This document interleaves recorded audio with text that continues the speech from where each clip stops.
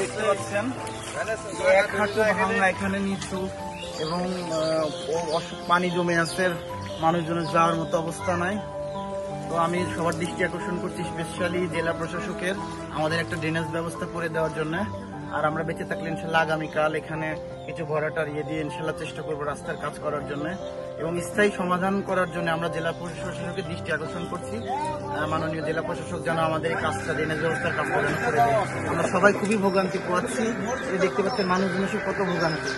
ইনশাল্লাহ আপনারা একটু সমস্যার সমাধান করার চেষ্টা করবেন।